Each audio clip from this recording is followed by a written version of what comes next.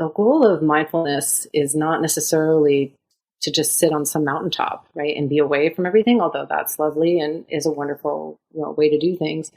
But mindfulness is something that we do every day. And so I learned how to do walking meditation. I learned how to do eating meditation and silent cooking for other people meditations and all kinds of mindfulness practices, so that it taught me that I could do this every day, all the time.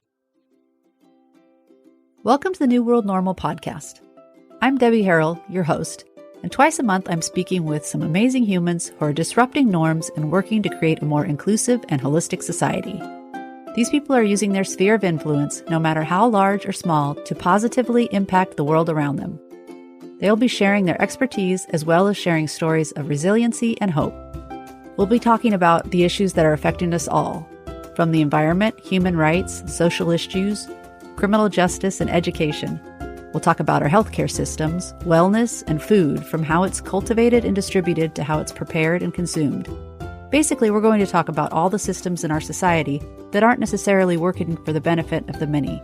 We'll strategize and collaborate on how we as a collective can intentionally make better choices every day that will lead to a positive change in the world around us. Because in the end, it's up to us to solve these problems. There is no magic potion or magic wand. It is us and our daily choices and how we spend our time and how we invest our resources. Intrigued? Stick around and have a listen, and by all means, click like or subscribe on your favorite podcast source. Hello, and welcome back to the New World Normal podcast. I'm Debbie Harrell, and today I'm speaking to Melissa Chureu.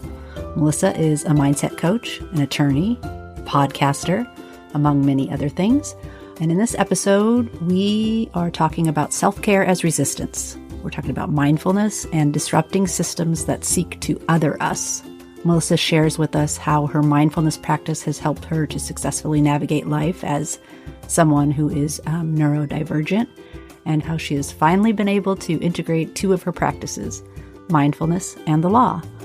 So I hope you enjoy this episode.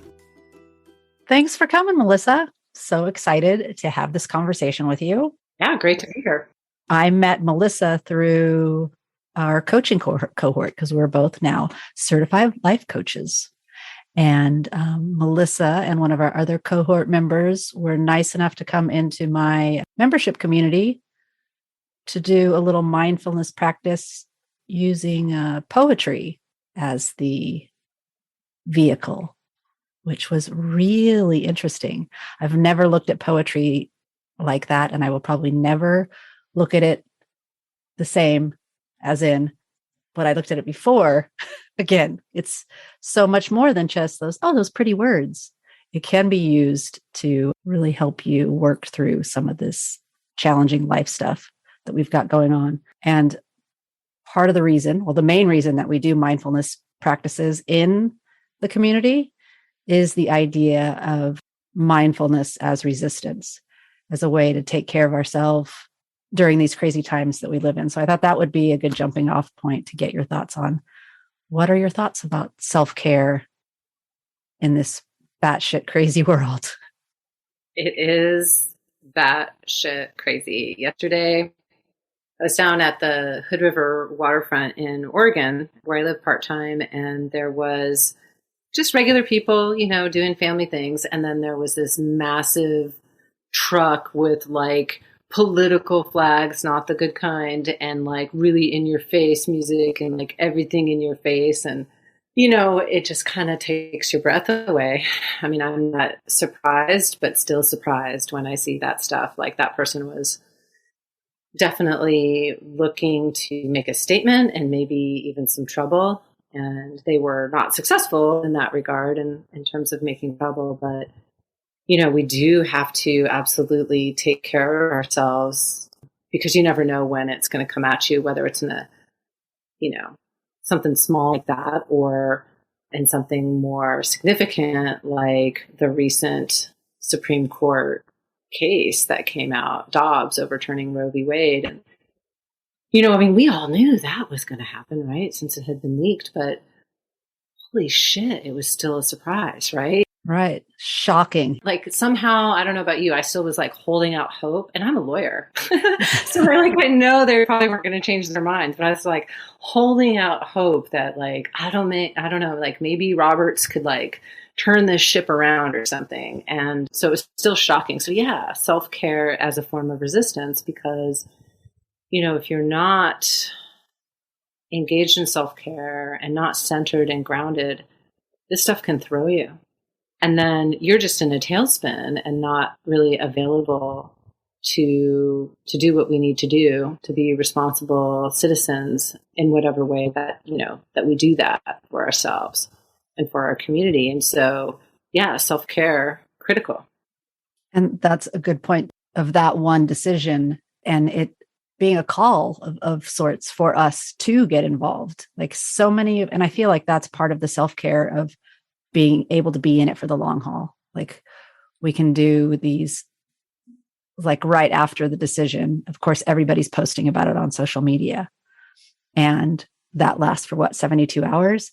And then it slowly starts to fade away. And then people start getting distracted by other things, which is understandable because life is busy. But the reality is we really need to be able to stick to it and keep pushing the same message.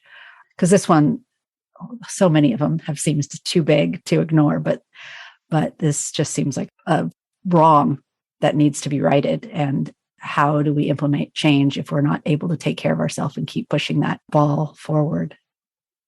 Yeah, my husband once said to me he was not referring to what we're talking about here, but we were getting into something, and this is many, many years ago. And he said, Melissa, you can't save the world if you can't save yourself first.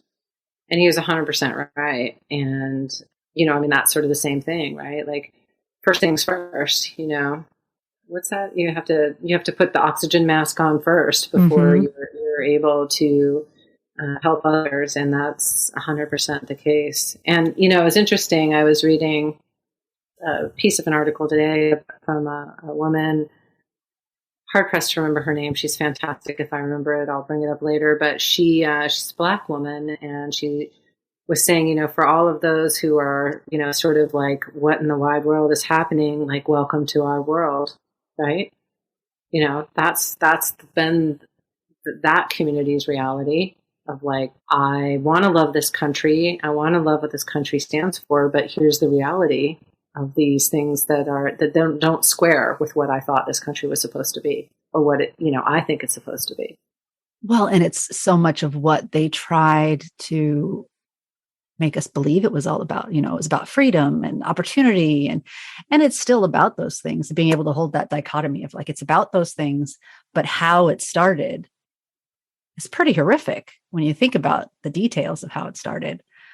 So yeah, and that's a little bit of the privilege of those who say, well, I just don't watch the news. That's how I take care of myself. I just don't watch the news. And it's like, well, sure, that's all fine and dandy for you because it's apparently not affecting you. But one day it will. And then what? Then how are you going to handle it? So the importance of getting involved now and paying attention, but finding the balance and taking care of ourselves. Because sometimes, yes, turning off the news for a while is appropriate, but you just can't bury your head in the sand. Yeah, 100%. I know I had a friend, I think when Trump was first elected, and he was saying something like, well, I'm not going to worry about it. It doesn't affect me too much. And like, I understand, but it was like, oh, the privilege, and I mean, I get it. Like, we don't want to have to face these very difficult things. So I don't judge him for that. I just think, and now what would you have to say? And I know what he'd have to say, like, oh my God, Meanwhile, those of us that were watching the first season of Handmaid's Tale and going, oh my gosh, now that it's happening. So tell me a little bit about how you mentioned that you're an attorney, and how did you come to mindfulness as a self-care practice? Yeah, well, I mean, how much do you and your audience actually want to know? Where do I start? Well, it just seems to me like, and this is because a little bit of what we'll touch on later is about like the labels and what society leads us to think that profession entails, the men in the suits and in the courtroom, right? So right away, don't fit that mold because you're not a man. So that's true. I'm not. I mean, I guess how did I come to mindfulness was a long, long time ago. And how I came to mindfulness was because I really needed it.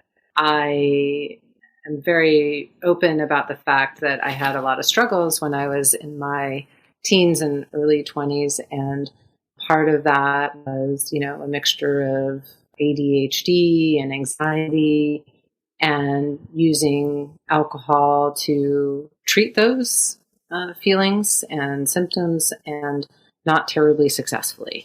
So I came to mindfulness as one of the many tools to use to overcome those struggles I had with alcohol and ADHD and anxiety. And so, mindfulness for me was born out of necessity. I mean, it really saved my life in a way that, I think is 100% accurate to say it saved my life. And so I came to mindfulness. I was in a 12-step community, and mindfulness is one of the strongly suggested parts of one of the steps.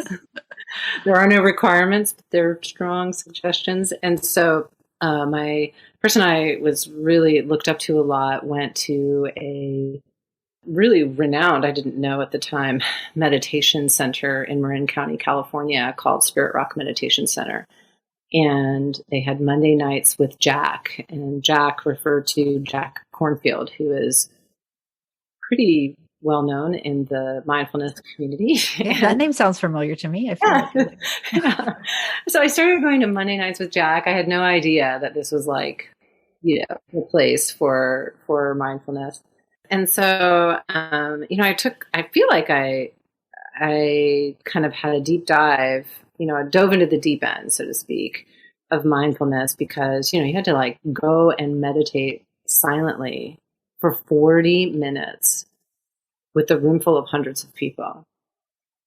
And, Jack would give a nice little instruction, and then he'd do a long talk after, and it was great. And, anyway, long story short, that was how I started mindfulness. Well, I feel like that's an amazing start, right? You're in Marin County with that person to lead you in your first meditations. That's pretty amazing.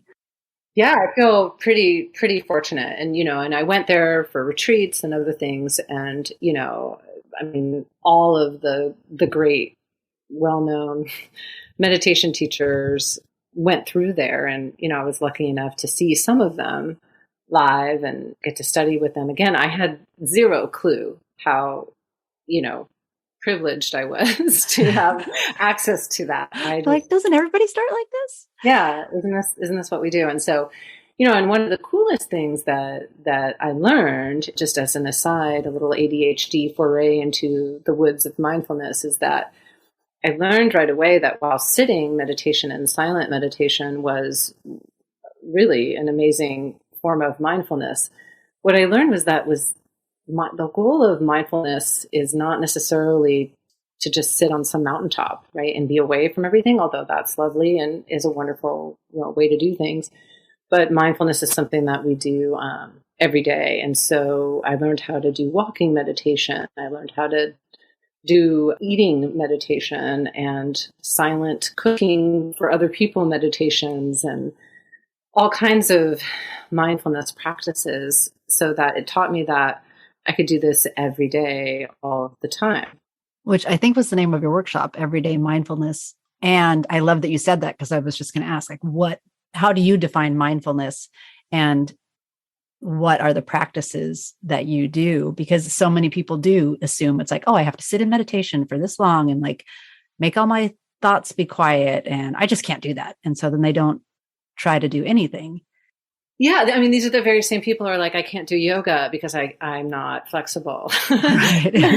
and I get it, because like the sort of messages out there, you see these amazing people, these very bendy people doing yoga, you see pictures of people with their eyes closed doing meditation. And yes, that is something that you can do, and it is very helpful, but it is not the only thing. So, I mean, I do start my morning with a short mindfulness practice, often with a guided meditation, sometimes not. You know, meditation or mindfulness is something that you can be doing literally all day. It's, you know, what are you paying attention to in the moment, non-judgmentally, hopefully with a little bit of kindness. That's mindfulness. And so you can be doing that and hopefully aspiring to do that all of the time. All the time. Yeah. And it's not about eliminating your thoughts. I always say, like, if you think meditation or mindfulness is about eliminating your thoughts, then you're like asking to be dead, because that's the only way you're not going to have thoughts. We're human. We have brains, very active.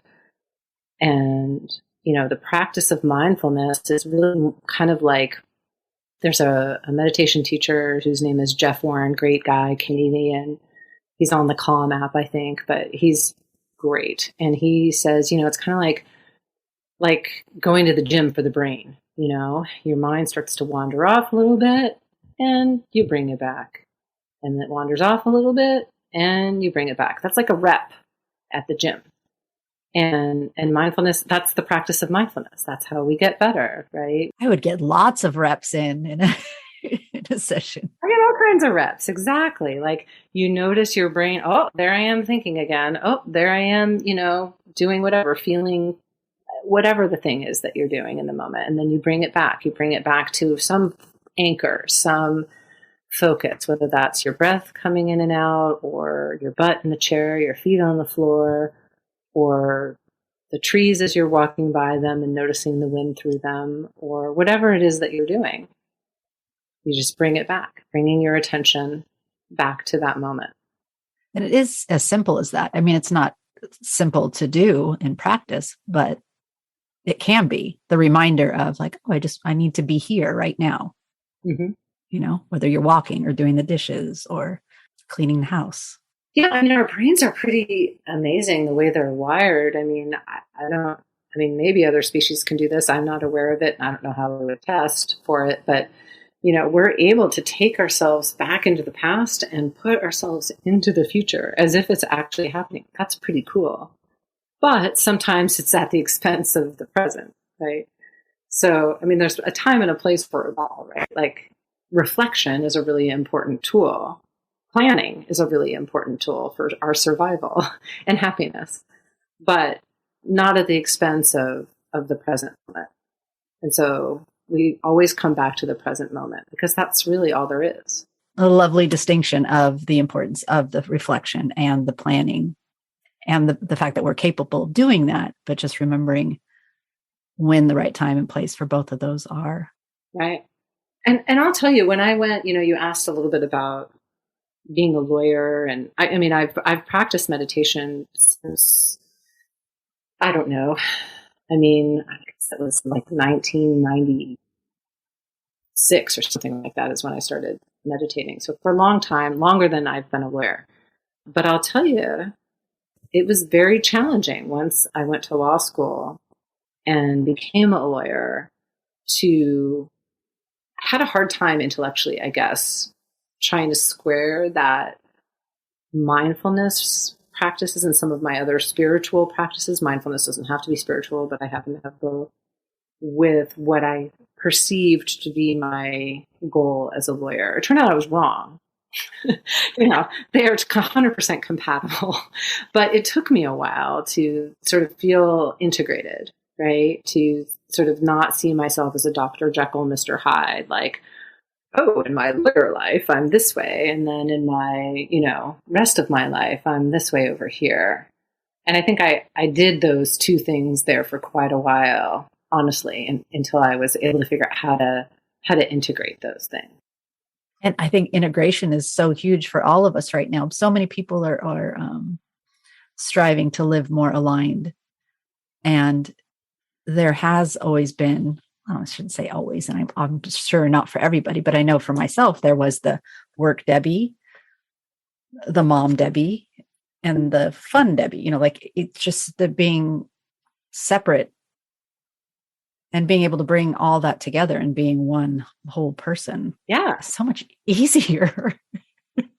Well, I don't know, easier, but it's less stressful and less energy expended, I feel, once you figure out that, oh, yeah, this makes much more sense than what I have been doing. Yeah. I mean, there's a certain amount of vulnerability in integration, right? Because it's, okay, this is who I am, period. I'm all of these things. And it's not easy. And also society, our culture doesn't really facilitate that so much. Well, too, I mean, vulnerability, I would agree with that. And then also a level of courage, because even up until just a few months ago, because we're both building a business, so we can talk a little entrepreneurial stuff. They say like, oh, you shouldn't talk about that like on your socials. You should avoid talking about political things on your socials because you're trying to build a business. But like, I want my business to be aligned with my values.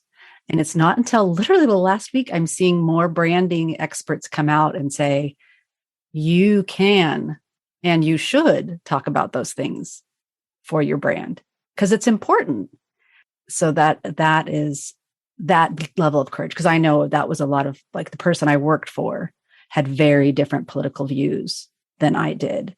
And so I would have to hold back a lot of the things that I thought, and I would have to participate in things that just didn't align with me. I'm not going to say they're illegal or they're wrong by any means, but they just supported activity that I didn't feel was for the greater good, as far as like environmental stuff and human rights, and just that's the all American corporate, the bottom dollar matters the most. Yeah, I mean, and it does take a lot of courage because invariably not everybody's going to agree with you or me or anyone else.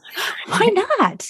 I mean, they should. They totally should. That does not mean that they will. And so, that can be a scary prospect of like, wow, at best, I'm alienating people. At worst, they could really come after me and like make my life miserable because of my beliefs.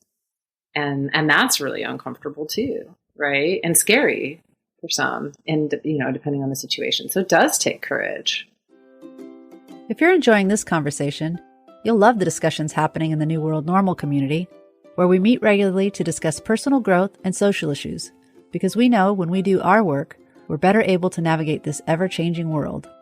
Be sure to follow the link in the show notes for more information. Now I'm freaked out because I'm thinking, oh, that's right. Like, when I do speak out, somebody could come after me.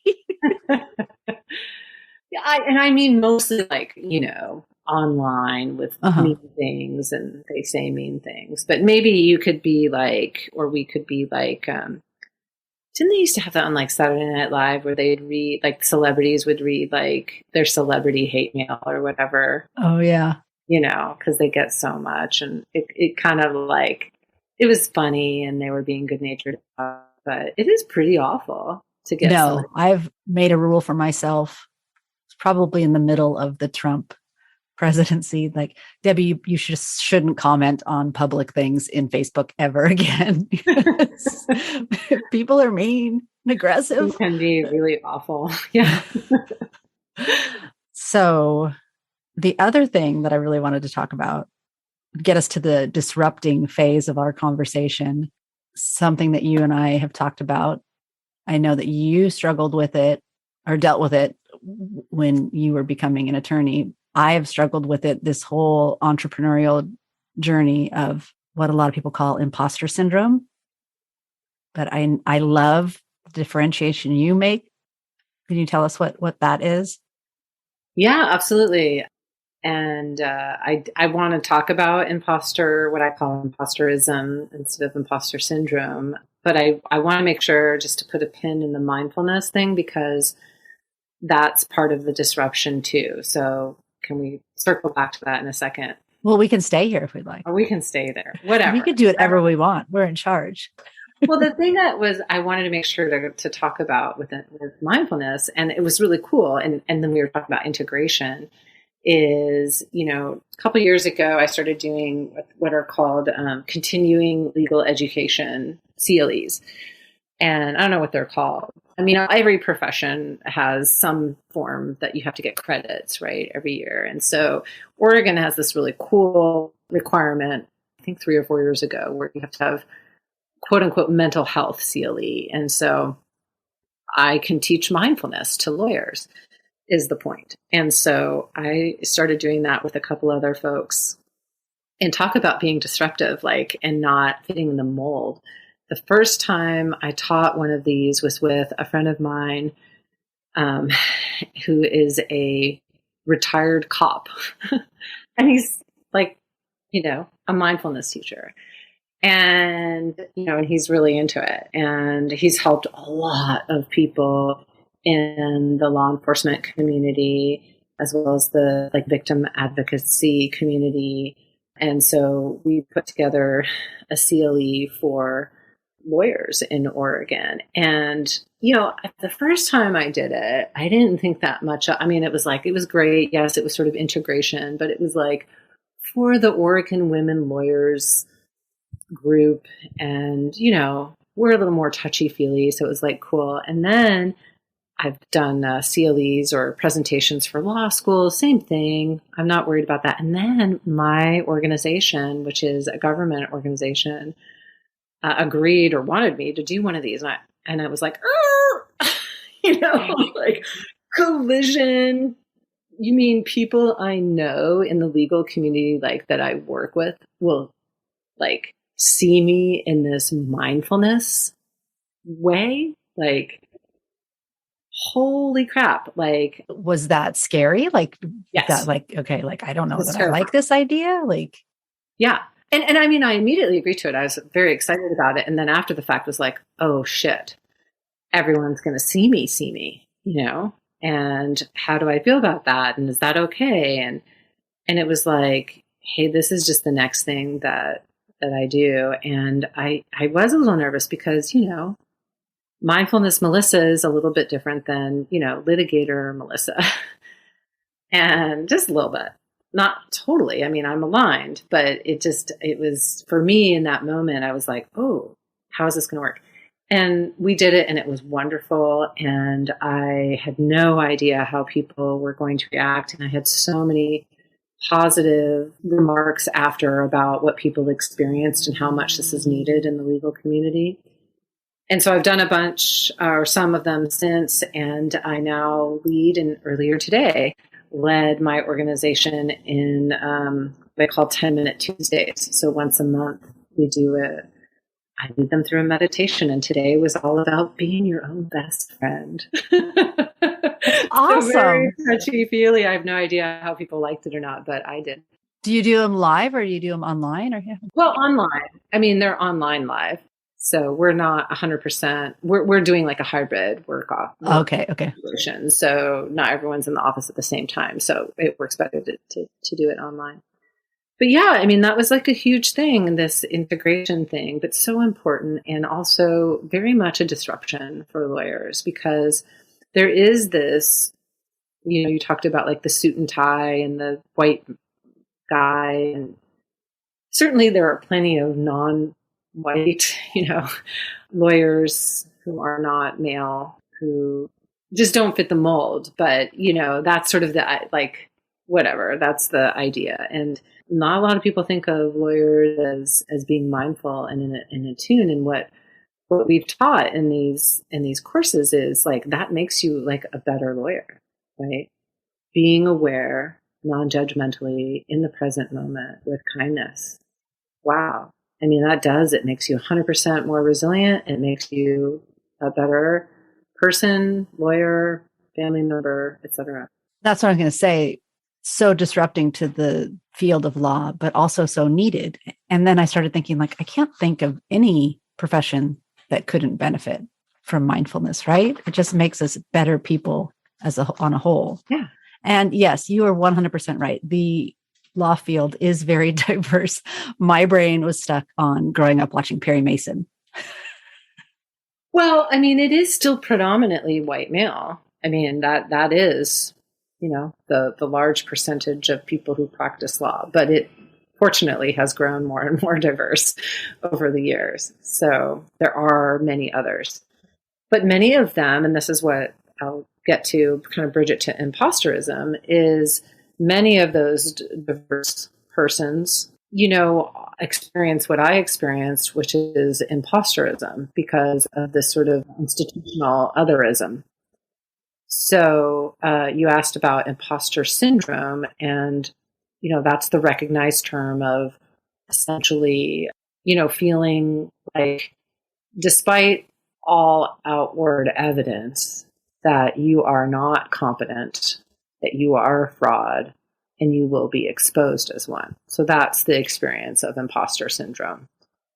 Syndrome, however, kind of conveys this idea that there's something wrong with you. Not that imposterism is much better, but syndrome definitely sounds almost like there's something wrong with you, the person, rather than maybe taking a look at what is wrong with the system that makes people feel this way.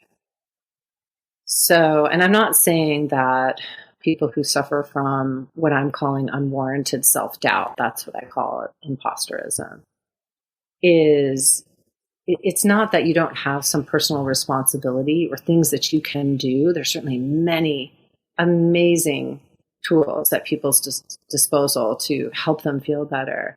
But I think what's become disruptive, and I'm certainly not the first person to talk about it, is this idea that it is really a systemic problem. That certain fields, maybe even all of them, I don't know, but certainly in the law, I know for sure, there's a systemic otherism. And if you don't fit the mold, then you're othered. And that will exacerbate or cause imposterism, right? Because if you cannot fit what you're supposed to be, quote unquote, then there must be something wrong, and people are going to find out that you really don't belong. And that definitely comes up for people who are BIPOC or LGBTQIA. It's just the reality. That makes a lot of sense. And bringing that awareness, I think, is so valuable, not just for the people trying to get into the field, but I would think for the field itself, because it only harms.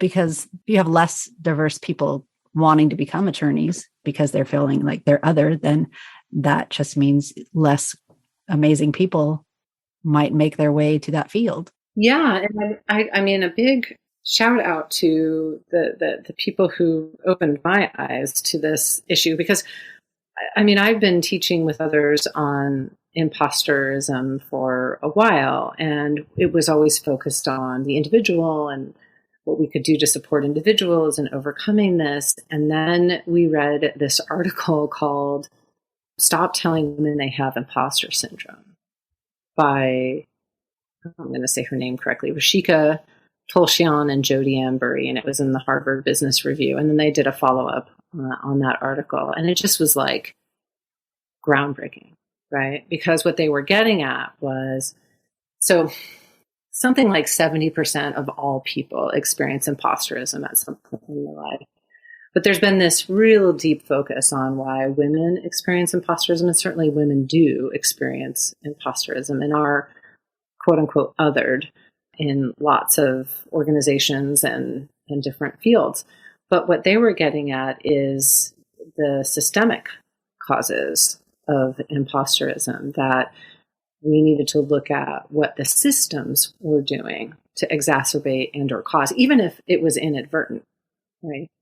It's like you can have overt racism, and then you still have racism, right? Like somebody may not intentionally be racist, but they have unconscious biases that result in discrimination. It doesn't make the result any less worse, right? It's just, okay, one's intentional, one's maybe unintentional, but that doesn't mean that we should go around not examining the causes of these things, right? So that we can get to the root cause and ameliorate them. I mean, I would argue we should examine it even more, because it's the unintended and the right. the harder to identify 100%. for yourself and for other people. Right. It being a systemic issue of the imposterism. But also I'm wondering how much culturally that's being affected, as far as like, there's so many, especially for women, since the article is about women, of ways we should be and ways we should behave. I'm doing air quotes. And throw in social media, where we're bombarded with all these beautiful, glamorous people that are leading these beautiful, glamorous lives. And it's amazing we ever get out of the house. Like, I feel like I'm an imposter just stepping out my front door. Right. Because I'm not what I should be. In air quotes. Right. But what does that mean? What does it mean to be a woman in today's society? And what harm has all those labels and those expectations done for our society as a whole? Because all those great women leaders of the past decades that never felt comfortable or capable or able to go out and live their purpose, which that will be a tease for the conversation we're going to have on your podcast, which I totally forgot to tease at the beginning of this conversation. Yes. You're going to get to talk all about living in your purpose. Yeah. I just wonder how much the systems or the culture feeds the system and the system feeds the culture, Is the cart, the horse, the egg, the chicken? I don't know. Yeah, I mean, I hadn't, I've thought a lot about imposterism from the perspective of, the field of law and corporate, but I didn't really think about it until you just said, like, wow, obviously. I mean, that makes so much sense, right? Yes, social media contributes to this. Like, we're supposed to look this certain way and do these certain things. And, and if we're not doing them, then there must be something wrong with us. And like, our poor children are suffering immensely because this is the only world they've ever known, is this Instagram, TikTok, whatever world. I won't say Facebook because none of the cool kids look at Facebook. No one under 30 looks at Facebook anymore, I don't think. But, that's, there must be something wrong with me if my life doesn't look like that. In fact, there's someone I know who is just like an acquaintance of somebody, and they were talking about like they were being really down on themselves because they hadn't done 10 trips out of the country that year, and like they have just like a regular job with a regular family where like affording 10 trips in a year would be crazy, but like this is what this person is seeing on Instagram, right? And so for that person, they think, well, I'm supposed to be that way, therefore if I'm not, there must be something wrong with me. And then everybody's going to find out that I haven't taken 10 trips to Europe this year or whatever.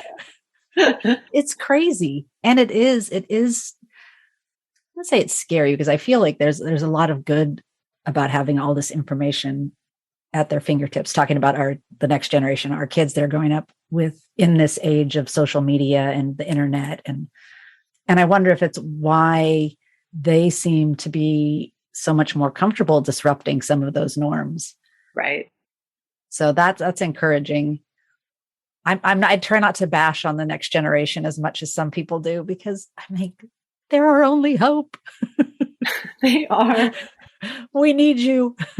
My daughter is in just finished middle school and is going into high school. And of course, we have the absolute privilege of living in the Pacific Northwest in a city that is largely very liberal and very accepting. And so I recognize that this is not the experience for even other kids in other parts of our state that are not even that far away. But all these kids are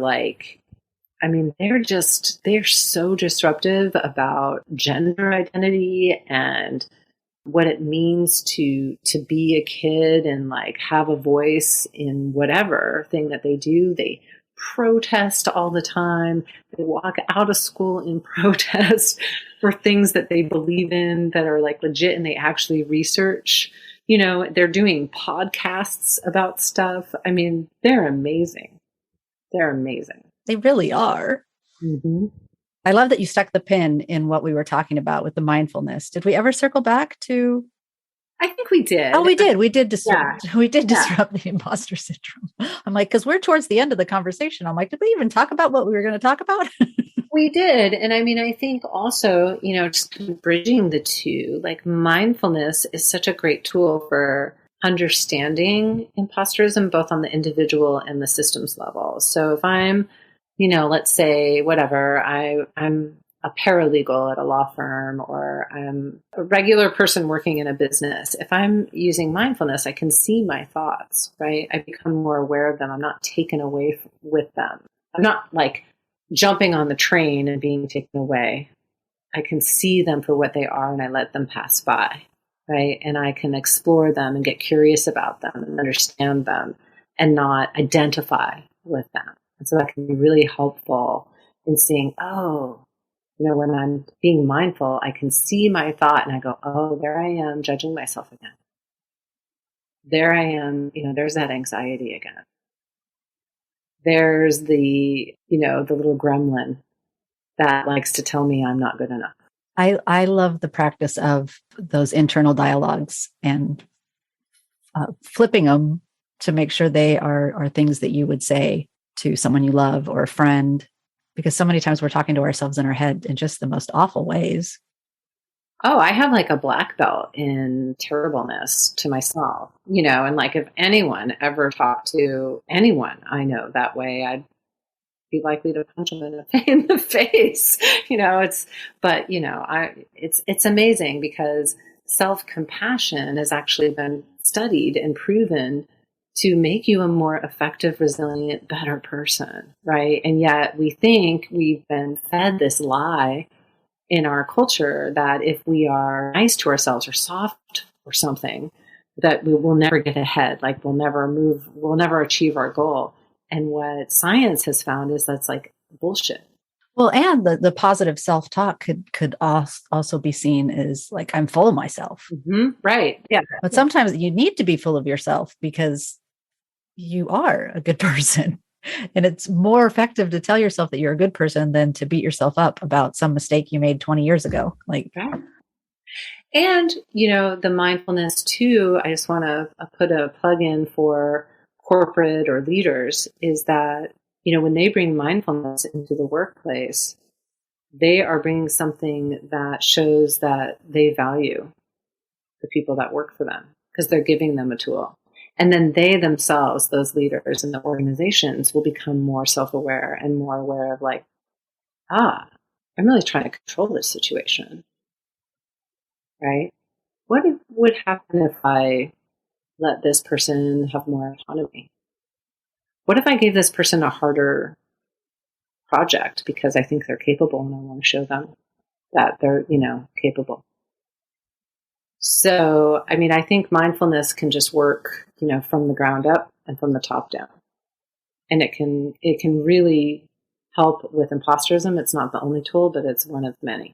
Mindfulness, 5 stars from Melissa. Highly recommended. Yeah. And for me too. I give it 5 stars. I was going to say about the thoughts when you were bringing awareness to the thoughts that are coming and going and just not getting on the train, but also the importance of not getting too attached to them, right? Because the only thing that is guaranteed in life are taxes and death. No, just kidding. And change, like things are always changing. And we tend to do ourselves a disservice by getting attached to these different ideas, even like of who we are and where we fit into the world. But then when those things change, it is completely devastating, but it's also impermanent. So maybe not get too attached to any of those.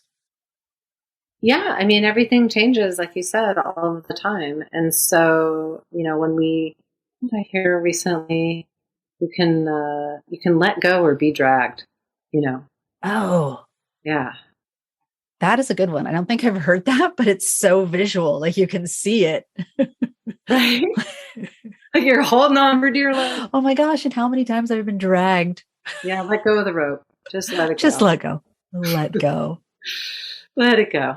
And I love that too. Let go or be dragged, because that's what happens. I've experienced that. I've let myself be dragged all over the place by my own thoughts, my own feelings, my own insecurities. Or I can just let go. Yeah, just let go. Yeah, let go. I was just going to say, I feel like that's a great exclamation point for the end of the conversation. But, almost forgot. I have my zinger question, although I was contemplating changing it, but now I can't remember what I was going to change the question to. So you'll get the OG question, which is, if you could disrupt any norm in our society, in our culture, in our systems, any system, pick a system, any norm you would want to disrupt, which norm would you choose? Which norm would you take your magic wand and bink, it's gone? Which one wouldn't I? I don't know. That is so hard. Oh my God. How do other people answer this? This is so difficult. I guess, the norm that hits most home for me, which is, the norm, if you are not, this sort of quote unquote, normal person living a normal life, doing normal things, that there's, something wrong with you. So if you think differently, if you look different, if you behave different, if you just are different, that there's something wrong with you. And I think instead, we need to embrace all of that diversity, whether that's the way that we talk, the way that we look, the way that we behave, the way that we think, the way that we're wired. All of that needs to be embraced rather than pushed away and, shoved into a closet. And people who think, look, behave, identify differently, people should be trying to figure out how to understand them and appreciate and celebrate them rather than to make them more like them. Yes, I love that. I feel like you've just disrupted the whole idea of normal at all, which I appreciate and I love. And I feel like we've not talked about this, but I did hear on your other podcast interview, you talking about the idea of the labels for different, like ADHD, and it's not like a disorder or whatever you want to call it. It's just a different way of being, a different way of processing. Yeah, 100%. And I get to the point like, because I've never been diagnosed, but I definitely have the symptoms like of it. And so I'm like, I question if I should use the label at all, but then I just get annoyed with the label altogether. Right. Like, why isn't my brain just different? And this is the way some people process and the way some people talk. I guess it's a good way to identify it. But then I also get into in fact, I had a conversation with my daughter about this recently, about the idea of pronouns and people having different pronouns than what they might have been apparent that they were assigned at birth. And I started thinking about, well, the idea isn't the pronoun itself, but it's all that pronoun comes with, what society and culturally attached to that pronoun. Like, because a she means something so completely different than he. And that's like, well, why is that? And that all shouldn't be. And then it wouldn't matter what pronoun you were, because there wouldn't be so many expectations and rules that come along with that pronoun. And I don't know if I'm going to get some hate mail because of that, but that's just one place that my crazy brain processing went. Yeah, no, I get it, right? Because I think what you're trying to say is that, our culture has infused in these words certain expectations. And maybe the idea or the aspiration is someday just let go. Yeah, and we have such a need, it seems, to label everything and categorize it and quantify it, and maybe that's part of our competitive nature in a capitalist society. But even like sexuality, what does it matter if you're homosexual, heterosexual, other than your lived experience? And I'm not saying like I don't see color. I get that there are differences, but the reality is we're all somewhere on the spectrum. So like, why do I have to walk into a room and stake my claim on I am heterosexual? It doesn't really freaking matter. It shouldn't matter. I mean, and to the extent that it matters to some and not others, I mean, cool, right? Like, I mean, I think ultimately we're the ones who get to decide which label we want to have. What do we want to identify with or not identify with? And not what society decides we should identify with or how we should identify. Right? I guess that's a good distinction. I feel like I just might be a little fired up about disrupting labels this afternoon. Yeah. And I'm all cool with that. I mean, especially, as someone who is, quote unquote neurodivergent myself, I've never, and we didn't really get into this, and this is maybe a whole nother podcast sometime, but attention deficit and hyperactivity disorder, what? It's not a disorder. It's just a different way of being. It's a disorder in the sense that if you want me to behave a certain way in this very, Western linear culture, then yes, it can behave like a disorder because you didn't fit in that little box of what right, society thinks you, quote unquote, should be in. Exactly. But if we disrupt that a little bit and say, well, no, you don't have to fit in this box, and maybe it's not a disorder at all. Right. Yes. Maybe there's this other box for you over here in this other classroom where you're going to feel more comfortable and better able to learn and feel better about yourself. And someday, I feel like that is a whole nother podcast interview. So we've teased a little bit. We're going to be having another conversation on Melissa's podcast. Do you want to tell us about your podcast and where people can find you on the interwebs and the deep web? No. I have a podcast called The Fully Mindful, available on Apple and Spotify and wherever you find your podcast. That's also the name of my website, and that's where you can find me, thefullymindful.com.